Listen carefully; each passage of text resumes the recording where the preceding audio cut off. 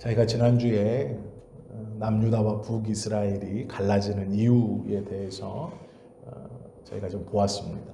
그러면서 하나님께서 권세를 허락하시고 또 그 권세를 나누시고 또 새로운 사람에게 기회를 주시면서 꼭 붙이는 하나의 조건이 있습니다. 그것이 무엇이냐면 하나님이 명령한 대로 하나님을 잘 섬기는 것입니다. 그런데 하나님께서 보시기에 다윗은 그것을 성공했고 그의 아들 솔로몬은 그 일을 실패했습니다. 그 실패한 것이 얼마나 컸든지 솔로몬이 죽기 전에 이미 나라를 두 개로 쪼개어 나눌 것이다 라고 예언하십니다. 솔로몬은 지혜로운 왕이었습니다. 그러면 하나님의 그 경고에도 우리의 생각에 마음을 돌이키고 회개하고 돌아서면 하나님께서 용서해 주시고 하나의 나라로 회복된 나라로 솔로몬의 아들에게 주시는 것이 옳은 것 아닌가 싶습니다. 성경을 가만히 읽어보시면요, 솔로몬이 하나님의 경고를 듣지 못한 것이 아닙니다. 그러나 그 지혜로웠던 왕이 끝까지 돌이키지 못했습니다. 솔로몬의 하나뿐인 아들인 르호보암이 41세에 예루살렘에서 왕이 됩니다. 그리고 17년 동안을 이스라엘을 다스리는데요. 정확히 말하면 유다 지파와 유다 지파 안에 있는 베냐민 지파, 이 두 지파만의 왕이 되어집니다. 그리고 나머지 10개의 지파는 지난주에 보신 것처럼 여로보암을 왕으로 삼아서 북이스라엘이라는 나라로 독립하고 사마리아에 수도를 세웁니다. 문제가 예루살렘과 사마리아는 굉장히 가까이 있습니다. 그래서 르호보암이 살아있는 동안 이 북이스라엘 10지파와의 동족의 전쟁이 끊이지 않습니다. 그리고 자신의 아버지 솔로몬이 부인들을 맞아들이는 이 혼인정책을 통해서 펼쳤던 평화가 르호보암 시대에 다 깨져버립니다. 참 아이러니한 것은 자신의 어머니 나아미의 고향이었던 암몬 족속도 이스라엘을 쳐들어옵니다. 그래서 괴롭힙니다. 어떻게 보면 자신의 나라의 공주의 아들이 왕을 하고 있는 거거든요. 그런데 그 이스라엘을 암몬 족속도 쳐들어옵니다. 왜 그렇게 되었는가? 아버지의 죄, 솔로몬의 죄 때문에 아들이 애매히 벌을 받는 것인가? 아니면 하나님께서 한번 정하신 것이기 때문에 그것들을 억지로 관철시키시는 것인가? 궁금하죠. 그래서 오늘은 왜 이 르호보암의 17년간의 통치 기간에 전쟁이 끊이지 않고 하나님께서 왜 이렇게 고집스럽게 행동하시는가, 자기 백성들이 계속 전쟁에 시달리고 어려움에 시달리게 두시는가에 대해서 좀 보려고 합니다. 르호보암은 우리가 말씀드려서 아시는 것처럼 41살에 왕이 되었습니다. 그리고 17년 동안 남유다의 왕으로 재위했습니다. 이 르호보암이 왕이 됐을 때는 다윗이나 솔로몬 시대와는 다릅니다. 왜 그러냐면 12지파 중에 절반도 아니고 10지파가 왕권을 인정하지 않고 쪼개져서 다른 나라를 세웁니다. 그래서 유다 지파와 베냐민 지파 이 두 지파를 품고 르호보암은 왕의 출발을 시작합니다. 처음에 왕이 됐을 때는요, 전 이스라엘이 다 르호보암 것이었습니다. 나라가 쪼개진 다음에 왕이 된 것이 아니고요, 처음에는 하나였어요. 그러다가 왕이 된 지 얼마 되지 않아서 나라가 쪼개집니다. 그런데 남은 지파를 보니까 원래 다윗 지파라고 말하는 유다 지파, 그리고 자기가 속해 있는 유다 지파와 첫 번째 왕이었던 사울의 지파인 베냐민만 남아 있습니다. 이 르호보암은 왕이 되자마자 10지파가 떨어져 나가고 남아있는 지파도 자신의 지파 유다와 초대왕 사울의 지파 베냐민밖에 없습니다. 이게 무슨 얘기냐면 왕권이 약화될 대로 약화된 상태에서 왕을 하고 있는 겁니다. 르호보암이 왕이 되자 10지파가 떨어져 나가고 남아있는 지파도 초대 사울왕의 이 맥을 잇고 있는 베냐민입니다. 그리고 자기를 지지해 주는 건 유다 지파인데 문제는 유다 지파에서도 솔로몬의 독자라서 나이 41살에 왕을 시켜놓긴 했지만 이에 미련한 정책 그리고 10지파가 떨어져 나갈 때 자신의 아버지와 함께 나라를 다스렸던 나이가 많은 신하들을 다 쫓아내고 자기가 왕자의 어떤 이런 것이 없을 때 어울렸던 그 젊은 사람들만을 데리고 정치하고 있습니다. 르호보암은 평생 왕권의 이 수호에 대한 두려움이 있었습니다. 언제든지 이 약해진 나라 그리고 약해진 왕권에 대해서 누군가 도전할지도 모른다라는 불안감이 있었습니다. 그래서 자신의 왕권을 강화시키는 데 혈안이 되어 있었던 왕이 르호보암입니다. 우리 같으면 분명히 르호보암이 왕이 됐을 때 하나님께서 뭐라고 그러셨냐면 몇 번씩 성경에서도 강조하는 이야기가 내 위를 이라고 말씀하십니다. 내 위라는 건 내 통치 권한, 내 통치력 그것을 둔 예루살렘에서 너는 왕이 될 것이다. 이렇게 말합니다. 외형적으로는 두 지파가 남아있고 북이스라엘로 떨어져 나간 10지파가 외형적으로는 5배가 더 크죠. 두 지파 대 10지파니까. 외형적으로는 위에 있는 지파가 5배가 더 크고 영토는 더 크고 지파로 따졌을 때도 북이스라엘이 5배가 더 큽니다. 그리고 문제는 그 강력한 지파의 수도 사마리아의 수도가 예루살렘에서 얼마 떨어져 있지 않습니다. 가만히 생각해 보면 르호보암은 매어 달릴 곳이 하나님밖에 없었습니다.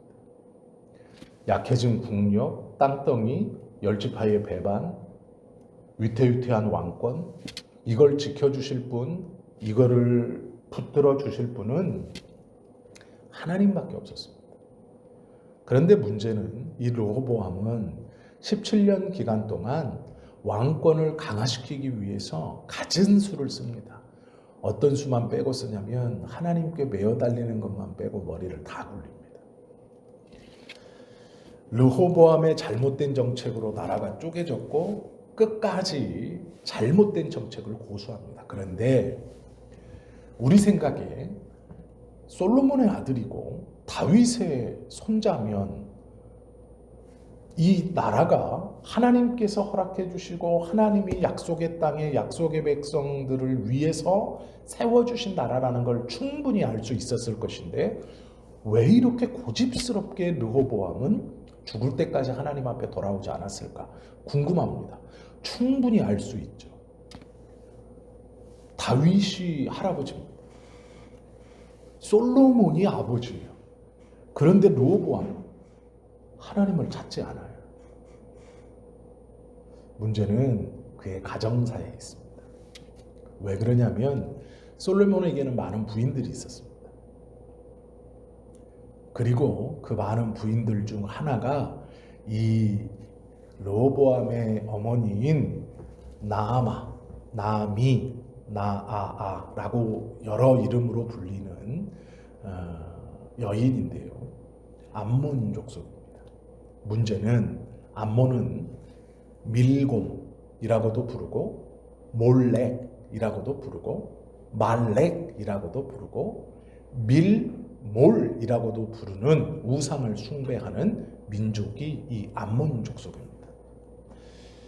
이 몰렉, 밀곰이라는 우상이 어떻게 생겼냐면요. 숫소의 머리를 가지고 있고 사람, 남성의 이 육체를 가지고 있고 이 몰렉은 대부분 앉아있는 어떤 보좌, 이런 의자 같은 데에 앉아있고 양팔을 앞으로 이렇게 내밀고 있는 그림과 조각으로 만듭니다. 요 팔을 이렇게 내밀고 공중에 띄워놓는다는 것이 쉽지 않은 조각이기 때문에 대부분 이 몰렉은 그림으로 그려져 있습니다. 어떻게 그려져 있느냐? 숫소의 머리, 인간 남자의 몸, 그리고 보좌에 앉아서 손을 앞으로 내밀고 있는 그림으로 그려져 있어요. 왜 그러냐면 암몬 족속이 섬겼던 이 밀곰의 제사 중에 특별한 게 무엇이었냐면 인신제사를 했습니다. 그러니까 어린아이를 불에 태워서 이 밀곰신을 섬기는 거예요. 이걸 인신제사라고 하거든요. 솔로몬의 어머니 이 나아만은 이 밀곰을 섬기는 여자였습니다. 르호보암의 어머니가 밀곰을 섬기는 여자였고, 어머니가 시집 오면서 이 밀곰의 산당을 갖고 들어오고, 어머니는 자신의 세력을 유지시키기 위해서 암몬 족속과 소통하며 자신의 산당에서 밀곰에게 인신 제사를 드리는 일을 행했을 겁니다. 그것을 르호보암이 보고 어려서부터 따라 했는지 어떤지는 모르지만 그 영향을 받았습니다. 왜 그러냐면 이스라엘, 중동은 이 아이가 어떤 혈통을 갖고 있느냐라는 것을 따질 때 부계 쪽을 따지지 않고 모계 쪽을 따집니다. 어머니가 유대인이면 유대인이에요. 어머니가 헬라인이면 이 아이도 헬라인입니다. 아버지는 별로 중요하지 않아요. 왜 그러냐면 아이의 어려서의 교육을 어머니가 담당하기 때문입니다. 그래서 유대인 여성들은 자신들의 아이에게 여호와의 율법과 말씀을 어려서부터 어머니가 가르쳤어요. 회당에 가서 배우기 전까지 어머니가 아이들의 신앙을 가르쳤습니다. 이방인들도 마찬가지였습니다. 이방인들도 어머니가 아이들을 가르쳤어요. 그러면 이 암몬 족속 밀곰을 섬기던 르호보암의 어머니 나아마가 분명히 이 밀곰, 이 몰렉을 섬기는 신앙의 모습을 많이 보여줬을 겁니다. 그러기에 이 르호보암은 어머니 쪽에서는 밀곰을 섬기고 있었고 공식적인 자리에 가면 아버지적인 여호와의 신앙에 대한 것들을 듣고 배웠을 겁니다. 그런데 속으로 더 친숙한 건 어머니 쪽의 신앙입니다. 이해가 되시죠? 이 배경이. 이 아이가 이렇게 자라서 41살까지 있다 왕이 됐습니다. 그리고 하나님이 세웠다는 나라의 왕이 되었는데 문제는 자기가 왕이 돼서 얼마 지나지 않아 열지파가 떨어져 나갑니다. 열지파가 떨어져 나가면서 어떤 이름을 붙들고 나갔을까요? 여호와의 이름이죠. 열지파가 떨어져 나가면서 여호와의 이름을 부르고 나갔습니다. 이 12지파는 하나님이 불러들였고 약속의 땅에서 정착하게 하시고 나라를 세우게 하셨어요. 그런데 10지파가 나가면서 그냥 나간 게 아니에요. 이들은 하나님이 이렇게 하셨다라고 말합니다. 우리가 저 르호보암과 무슨 상관이 있느냐? 이게 무슨 얘기냐면요.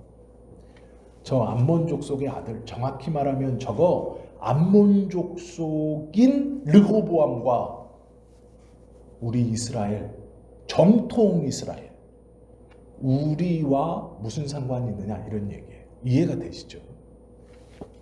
이것이 르호보암이 처한 현실입니다. 그래서 르호보암은 더욱더 하나님께 매어 달리지 못하고 자신의 어머님이 섬기는 이 몰렉, 밀곰을 섬길 수밖에 없어요. 이것이 왜 문제가 되느냐? 조금 더 깊이 들어가 보면 우상을 섬긴다라고 할 때 그 우상을 섬긴다는 겉으로 보여지는 것과 속으로 감추어진 두 가지가 있습니다. 첫째는 우리가 다 아는 것처럼 사람이 손으로 깎은 돌이나 나무나 여러 가지로 만든 어떤 형상, 이걸 우상이라고 합니다. 그것 앞에 제사를 드려요. 예를 들어 이 르호보암이 속해 있는 어머니 쪽의 뿌리인 암몬 족속이 몰렉신에게 제사를 드릴 때는 왕, 제일 그 암몬의 왕은 자신의 아들들 중에 한 아이를 불에 삶아서 그 몰렉에 뻗친 손 안에 올려놓습니다. 불에 태워버려가지고 그걸 확 탄 시신을 몰렉의 손에 올려놔요. 이것이 제사였어요. 그리고 자신의 왕권을 이어갔습니다. 이게 암몬 족속의 몰렉신 앞에 드리는 제사예요. 그러면 다른 왕자들 아니면 공주들 그리고 귀족의 자제들 모계 쪽이든 부계 쪽이든 왕가의 혈통들은 어떻게 했을까요? 몰렉신이 이렇게 있는데 앞에 스스로 불을 확 피워놨다가 그 불이 활활 타올라서 제물로 드릴 아이를 확 태워서 그 아이가 타 죽으면 그걸 여기 몰렉신 신상 위에 올려놓고 그 앞에 그 숯 그걸 빠른 걸음으로 이쪽에서 이쪽 끝까지 아이들이 지나다닙니다. 이렇게 막 지나가요. 어떤 행인지 짐작은 가시죠? 숯 위를 막 뛰어가는 거예요. 뜨거우니까 뛰어가겠죠. 막 뛰어가는 거예요. 그 행위를 어떻게 했느냐? 불에 삶아 드린다라는 행위로 행했습니다. 짐작해 보건대 르호보암도 이 어머니 나아마가 몰렉 앞에 제사 지낼 때 불에 태워 죽이진 않았겠지만 그 불에 태운 숯 위를 걷게 했을 거예요. 그것이 몰렉신에게 귀족들이 왕과에서 자신의 왕권이나 권위를 인정받았다. 또 이 아이가 드려졌다. 그래서 이 아이는 신성하다 하는 표시이었습니다. 어떤 행위인지 상상이 가시죠. 그 행위로 제사를 드리는 거예요. 이스라엘이 보기에 여호와께서 인신제사를 드리지 말라 그랬어요. 그런데 그 인신제사를 드리는 대표적인 우상이 몰렉입니다. 암몬 족속. 그 족속의 공주인 어머니의 아들이 르호보암입니다. 그러니 열지파가 나가면서 저것이 우리와 무슨 상관이 있느냐라고 나간 것은 정확히 말하면 저건 우상숭배자다라는 말이에요. 무슨 얘기냐? 어렸을 때 제 엄마가 분명히 쟤를 그 몰렉신의 숯 위로 걷게 했을 거다. 그것이 지금 왕이 되었으니 저게 무슨 정통성이 있는 것이고 저게 어떻게 하나님께서 세운 이스라엘의 왕이냐라고 하며 열지파가 나갔다는 말이에요. 그러니까 백성들이 자연스럽게 따라 나갑니다. 이해가 되시죠? 왜 따라 나갔는지. 우상을 숭배한다라는 겉으로 보여지는 것은 이것입니다. 이렇게 보여지는 것. 또 하나가 있어요. 그게 무엇이었냐면 동성애입니다. 우상 숭배하지 마라라는 말 속에는 어떤 말이 들어있냐면 이 시대의 개념으로 동성애하지 말라는 말이 들어있어요. 왜 그러느냐? 성경에 남색하는 자는 죽여라. 뭐 이렇게 남자를 여자의 역할로 쓰는 자는 죽여라. 이렇게 해서 동성애를 금했다. 이게 아니에요. 하나님께서 싫어하시는 동성애라고 할 때 이 우상 숭배 안에 숨은 뜻이 무엇이 있냐면 이 동성애를 하지 말라는 거예요. 동성애가 우상 숭배라고 해요. 왜 그러냐면 이 시대의 사람들은 신은 성별이 있다고 생각했습니다. 남자 신도 있고 여자 신도 있어요. 바알은 남신입니다. 아세라는 여신이에요. 둘이 부부거든요. 그래서 어떤 지역에서는 풍요와 농경과 태양을 상징하는 바알을 남성신, 이 신을 섬기는 민족이 있었고 또 어떤 민족은 아세라, 대지와 비의 여신, 이 풍요의 여신인 아세라를 섬기는 민족도 있었어요. 이 민족과 이 민족은 잘 안 싸웁니다. 왜 안 싸울까요? 아세라와 바알이 신랑과 신부 관계예요. 그러니까 다른 민족이긴 하지만 잘 안 싸웠어요. 그런데 문제는 바알과 아세라를 다 섬기는 민족도 있었습니다. 신은 성별이 있어요. 남성신, 여성신. 그런데 신은 이 성별을 무시할 수 있는 유일한 존재들이기도 했습니다.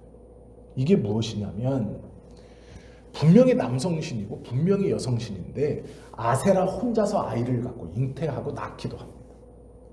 이게 무슨 얘기냐면 여성신인 아세라가 스스로 여성이 되고 남성이 되기도 합니다. 바알이 스스로 남성이 되기도 하고 여성이 되기도 합니다. 그래서 신들의 성별은 정해져 있지만 신들은 이 성별을 자기 성별을 바꿀 수 있었어요. 이게 무슨 얘기냐면 시간이 좀 지나면 신의 아들이라고 말하는 황제들이 내가 신이야, 내가 신의 후손이고 신의 아들인데 너희 보통 인간들과 다른 점이 뭔 줄 알아? 나는 너희들이 상상할 수 없고 절대로 일어날 수 없고 할 수 없는 성별에 대한 것이 자유롭다라고 본인들에게 권한을 줘요. 그래서 처음에 동성애는 신들이 가지고 있는 속성이었어요. 남성신이 여성신도 됐다가 여성신이 남성신도 됐다. 원래 본질은 남성신인데 바알은 어느 순간 여성신이 되기도 합니다. 원래 본성은 남성신이에요. 그런데 때에 따라서 여성신이 되어 여성신의 역할을 감당하기도 합니다. 그러다가 남성신으로 돌아와요. 신들의 아들이라고 말했던 고대의 왕들과 황제들은 내가 보통 일반인들과는 다르다, 나는 신의 아들이다라고 하면서 내세웠던 게 뭐냐? 성별을 바꿀 수 있다는 거였어요. 나는 그 성별에 구애받지 않는다. 예전에 남색은요 왕만 했습니다. 다른 이들이 같은 성끼리 관계를 하다가 걸리면 반역으로 죽었어요. 이건 왕에 대한 도전이었습니다. 그런데 신들의 아들이었기 때문에 신들의 후손이라고 스스로에게 남과 다른 권위를 가지고 그것 나는 성별에 대해서 자유롭다라고 해서 황제가 남자와 대놓고 옆에 데리고 다녔어요. 왜요? 나는 니들과 다르니까. 나는 얘가 남자여도 상관이 없어요. 나는 신의 후손이기 때문에. 그랬는데 문제가요. 이걸 보이지 않는 곳에서 높은 관직에 있는 귀족들이 따라합니다. 왕이 하니까 하고 싶은 건지 모르겠지만 그래서 높은 귀족들이 집에 가면 동성애인들이 있어요. 어느 순간 이것이 암암리의 어떤 행위처럼 퍼져요. 아주 고대에서 우상 숭배하지 말라라는 말 속에는 겉으로 보이는 숯불을 지나다녀서 이방신에게 자신을 드리는 이런 제사 행위들, 산당에 들어가서 비는 이런 행위들, 그리고 이방신의 대부분은요 다 아시는 것처럼 그리스 로마뿐만이 아니라 대부분의 신전에는 제물을 내가 이 신께 드리고 나오면 티켓을 가지고 그 옆에 있는 그런 여성 남성 사제들이 있는 곳에 들어가서 성관계를 그 티켓을 주고 하고 나왔어요.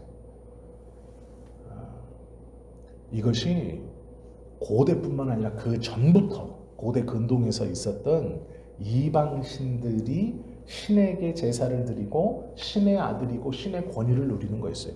신전에서 이 동성매매, 성매매가 왜 불법이 아니었냐면요. 내가 예물을 드리고 신 앞에 제사를 드려 잠시 이 신의 사랑을 받고 있다는 그 확증과 표가 그 티켓이었어요. 그래서 신의 아들이라는 권위를 누려볼 수 있는 시간이었어요. 그래서 이게 합법이었습니다. 지금 우리의 윤리로는 그건 성매매고 해서는 안 될 짓이고 음란한 것이지 라고 생각하지만 그 시대의 사람들에게 정말로 무시당하고 아무것도 아닌 내가 믿는 이 신의 아들이고 이 신의 사랑을 받는다라는 표가 그거였어요. 제물 드리고 티켓 받아서 그 표를 가지고 옆에 있는 집장촌처럼 있는, 물론 말은 이 사람들이 다 사제들입니다. 여자건 남자건 다 사제들이에요. 그들에게 그 표를 주고 내가 신의 아들로 사랑받는다는 것을 확인하고 느끼는 이론 아래 행해졌던 행위예요. 이해가 되시죠? 설명이. 이스라엘에게 우상을 섬긴다는 것은 이 두 가지 의미가 같이 들어있는 겁니다.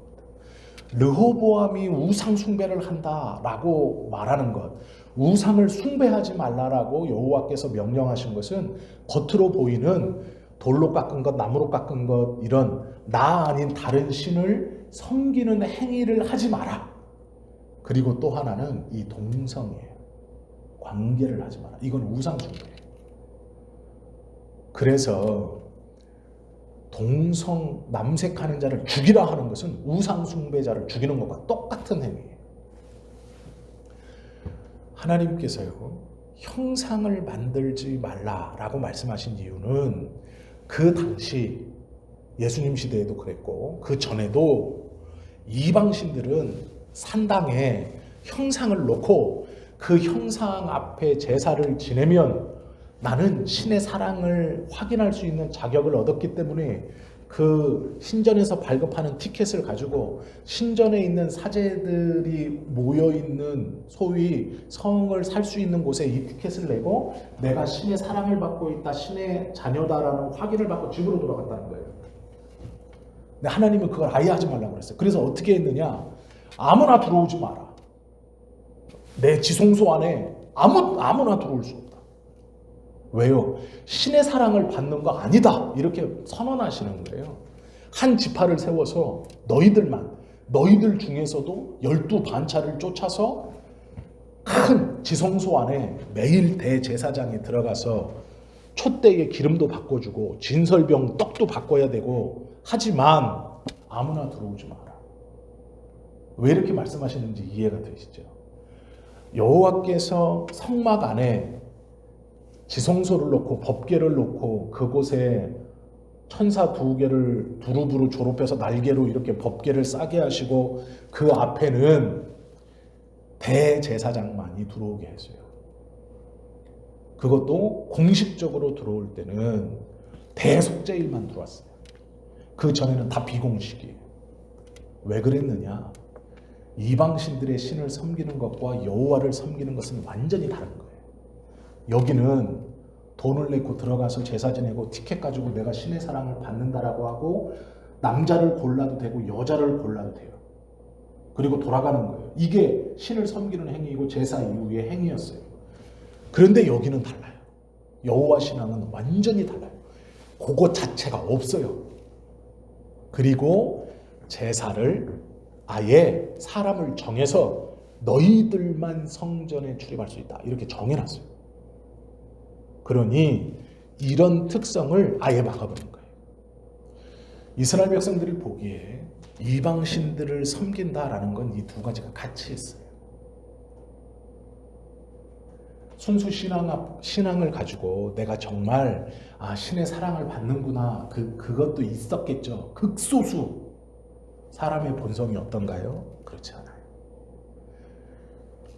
그렇기 때문에 절기가 되면 여호와 앞에 나가서 예물도 드리고 그 성전 뜰에서 내 양이 다 죽을 때까지, 내 염소가 다 타서 죽어서 제사장이 나와가지고 다 되었다, 너의 죄를 하나님이 받았다 라고 할 때까지 그 앞에 서가지고 가만히 저 천막 안쪽 너머에서 들리는 울음소리, 올라오는 불길, 그것만 가만히 쳐다보고 하루 종일 있다가 이제 죄사함 받았으니 평안히 가라, 그러면 제사장 앞에 무릎 꿇고 그 손을 한번 잡아보고 이러고 돌아가는 행위하고 똑같은 재물을 가지고 이방인 앞에 가면 그 이방인 사제가 눈에 보이는 데서 확 살라가지고 그 신상 앞에 나와라, 직접 그 앞에서 절하게 하고, 그리고 가면서 티켓을 탁 줘요. 그러면 이것 가지고 넣어가지고 가가지고 그 이방 신전 옆에 붙어있는 그곳에 가서 내가 신의 사랑을 받는다고 내 마음에 드는 여자도 되고 남자도 되고 어린애도 되고 그거 골라서 방에 들어가면 관계를 하는 거예요. 그리고 나서 돌아갈 때 똑같아요? 안 똑같아요. 여호와 앞에 드리고 들어가는 것과 이쪽에 드리고 나오는 건 완전히 달라요. 여기는요, 이 여호와 신앙에서 강조한 건 뭐냐면 여호와예요. 말 그대로 들어가면서부터 입에 소리를 낼 수 없었어요. 양을 바치고요, 줄을 서면 그 딱 문 앞에 들어가면 아무 소리도 낼 수 없었어요. 자기가 뭐 흥에 겨워서 기뻐서 아무 소리도 낼 수 없었어요. 오로지 침묵하고 가만히 있었어요. 제사장이 불러주는 말, 제사장이 하는 노랫소리를 듣고 있어야 됐어요. 그리고 그 안에까지 들어갈 때 계속해서 노래를 불러요.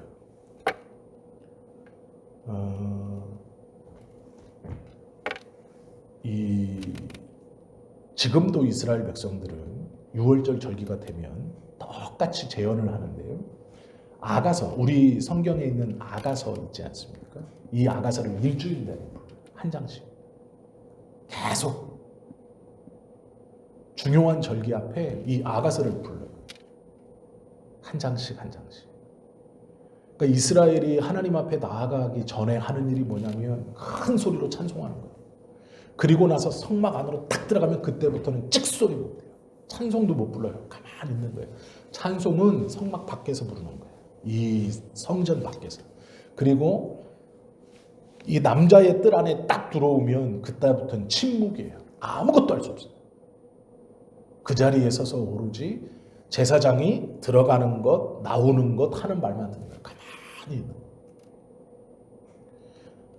아무 소리 안 하고 침묵하면서 집으로 가요. 경건한 유대인들은요, 집으로 돌아가 3일 이상 침묵했어요. 왜 그러냐면 내가 여호와 앞에 나아가 나의 죄를 사함받고 그 기간, 그 침묵하는 그 시간 동안 하나님의 은혜가 내 영혼을 붙든다고 생각했어요. 그래서 들어가 나와서도 아무 말 안 했어요. 사람도 마주치려고 안 했고 그대로 자신의 처소로 돌아가 3일 동안 3, 4일 동안 말을 하지 않았어요. 침묵하며 그 하나님의 은혜를 간직하려고 노력했어요. 이게 유대인들이 하나님 앞에 나와 예배드리고 경배드리고 돌아가서 있는 모습이에요. 이방인은 다르죠. 완전히 다르죠. 그러니 경건한 유대인들, 이스라엘 백성들이 보기에 우상을 섬긴다는 건 이 두 가지 의미가 같이 있는 거예요. 엄밀히 말해서 교회에서 동성애가 죄입니다라고 말할 때 그냥 성경에 보니까 하나님이 동성애자 죽이라 그런다, 동성애가 죄라 그런다, 그래서 죄입니다, 이게 아니에요. 동성애는 우상 숭배하고 똑같은 거예요. 과거에서부터 그렇게 생각했어요. 지금도 마찬가지입니다. 그렇게 생각은 안 하지만 그것의 동성애의 출발이 그랬어요. 나는 너희와 다르다. 나는 신의 아들이다. 내가 가지고 있는 특권, 나만 할 수 있는, 너희들이 할 수 없고 너희들은 생각할 수 없는 어떤 쾌락, 어떤 능력의 하나가 동성애죠. 그것이 퍼져 힘이 있는 귀족들, 그리고 그것이 내려오면서 이방 신전에서 나왔던 이것들이 여호와 시대, 여호와 신앙이 이스라엘 백성들을 붙들어 출애굽해서 시내 산 앞에서 그 시날 평지에서 율법을 받을 때 우상 숭배하지 마라 라는 그 속에 박힌 거예요. 왜요? 이집트도 똑같았기 때문에. 그것을 가지고 가나안 땅에 들어왔어요. 그러면서 가나안 땅에 있는 것들을 싹 죽여라. 이유는 오염될까 한다. 뭘 오염되는데요? 이 문화예요. 우상 숭배. 두 가지의 의미가 겉으로 보여지는 것과 속에 숨어있는 이 두 가지의 이것에 오염될까? 그런데 지금 르호보암의 어머니가 누구냐면 나아마, 그것에 최앞선에 있는, 그리고 이 우상 숭배 플러스 인신제사, 아이를 태워서 사람을 태워서 신에게 바치는 인신제사를 하는 밀곰에 그냥 아예 공표하는 게 암몬족 속이에요. 우리는 밀곰을 섬긴다. 그 어머니를 가진 것이 르호보암이에요. 이 르호보암이요, 어렸을 때부터 내가 보았던 41살까지 내가 보고 익혔던 것을 왕이 됐다고 그래서 하루아침에 나는 이거 다 버리고 여호와 신앙으로 돌아간다. 불가능한 일입니다. 불가능하지는 않을 수 있지만 어려워요. 21명의 부인. 암몬족 속의 특징입니다. 정확히 말하면 21명의 부인이라고 말하지만 남성도 있었을 거예요. 그 안에는. 이런 르호보암이 여호와 앞에 돌아온다? 거의 불가능해요. 성경은요, 이 르호보암에 대해서 뭐라고 그러냐면요. 21절 오늘 읽었잖아요. 22절 말씀 보세요. 유다가 여호와 보시기에 악을 행하되, 여기서 말하는 유다는 르호보암이에요. 이 유다를 대표적으로 르호보암이라고 말하는 거예요. 르호보암이 유다 지파이기 때문에 유다 지파나 르호보암이나 좀 동일치해서 말하는 거예요. 왜요? 유다 지파의 왕 르호보암이 암몬족 속의 어미를 가진 적이고 밀곰을 섬겨요. 그러니 유다 지파 자체가 타락했어요. 그래서 뭐라 그러냐? 유다가 여호와 보시기에 악을 행하되 그의 조상들이 행한 모든 일보다 뛰어나게 하여 그 범한 죄로 여호와를 노엽게 하였습니다. 그러니까 르호보암의 죄가 그 전에 조상들이 범했던 모든 것보다 더 뛰어났대. 이거는 조상들처럼도 한 것도 아니에요. 모든 조상, 모든 행위가 하여간 하나님이 보시기에 이거는 너무 나쁜 거예요. 그래서 이 나라가요, 르호보암, 그래서 이 열 지파가 떨어져 나갔을 때에 그들이 북이스라엘은 이스라엘이라는 이름도 가지고 가요. 르호보암이 암몬의 아들이었거든. 그리고 이에 하는 행동이 이스라엘 사람들이 생각하기에는 도저히 상상할 수 없는, 그러기에 이 나라가 찢어지고 르호보암이 살아있는 동안 이 남유다가 계속해서 싸움이 있고 전쟁이 끊이지 않아요. 북이스라엘이 우리가 아시는 것처럼 여호와 신앙을 붙들지 못했지만 남유다도 만만치 않습니다. 특별히 르호보암 시대에는요, 차라리 북이스라엘이 경건해요. 왜 그러냐면 6월절이 되면 북이스라엘 백성들이 성전이 있는 남유다로 내려가 예배드려요. 초기에. 북이스라엘이 오히려 경건해. 나라는 쪼개졌는데 하나님 섬기러 갈게요. 그럼 보내요. 오히려. 남유다의 왕 르호보암은요, 자기가 왕이니까 제사장이 다 하는 거죠. 참석은 하지만 소용없는 얘기. 그러니 그 나라가 배겨요. 그러니 그 나라가 하나가 될 수 있고, 그런 왕이 하나님 앞에 나아갈 수 있을까요? 나갈 수 없죠.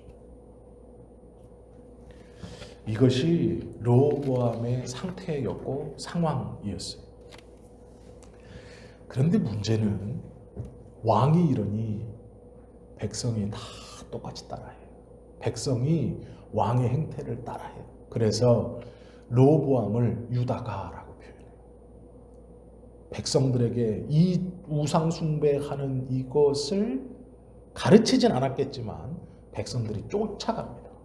그래서 백성들이 다 타락했다라고 말해요. 그러니 어떻게 돌아와요? 더군다나 이 시대에는요, 선지자도 다 북쪽에 있어요. 선지자들은 남북이 나뉘었을 때도 남쪽에도 내려와서 하나님의 말씀을 대언하기도 했고 북쪽에서도 하나님의 말씀을 대언했지만, 문제는 북쪽을 본거지로 두고 있는 선지자들이 압도적으로 많았어요. 남쪽보다. 그러니 르호보암을 꾸짖을 선지자도 없는 거예요. 이미 이스라엘은 말만 예루살렘 성을 갖고 있지, 왕부터 백성까지 이방신을 섬기는 이 우상숭배 두 가지의 모습, 첫 번째 겉으로 보여지는 것과 속에 숨어있는 이 두 가지에 푹 빠져있는, 그래서 하나님을 찾지 않아요. 하나님께서는 분명히 기회를 주셨거든요. 내 영광과 내 위를 둔 예루살렘의 왕이 너다. 그런데 르호보암은 정면으로 대적하는, 보란듯이 우상 숭배를 합니다. 이 두 가지에 빠져 있는 거예요. 왕부터 백성까지. 그러니 이것을 정신 차리게 할 때 북이스라엘과 이방 나라를 통해 계속해서, 쉬운 표현으로 매를 때리시는 거죠. 정신 차리라. 우상 숭배는요, 하나님의 분노를 일으키는 것이고, 이 우상 숭배는 하나님께서 용서치 않는 것. 지금 현 시대의 동성애도 마찬가지입니다. 이 의미가, 이 영적인 흐름과 줄기가 같이 오는 거예요. 교회는 정신 바짝 차리고 가르쳐야 돼요. 이건 타협할 문제가 아닙니다. 그럴 수 있지 절대 그럴 수 없어요. 이건 우상숭배와 똑같은 거예요. 눈에 보이는 것뿐 아니라 보이지 않는 의미는 같이 숨어 있는 겁니다. 그 흐름이 내려오는 거예요. 물론 타협하시거나 이해하실 생각도 없으시지만 누군가 얘기한다면 제대로 말씀해 주셔야 돼요. 제대로 기도하셔야 돼요.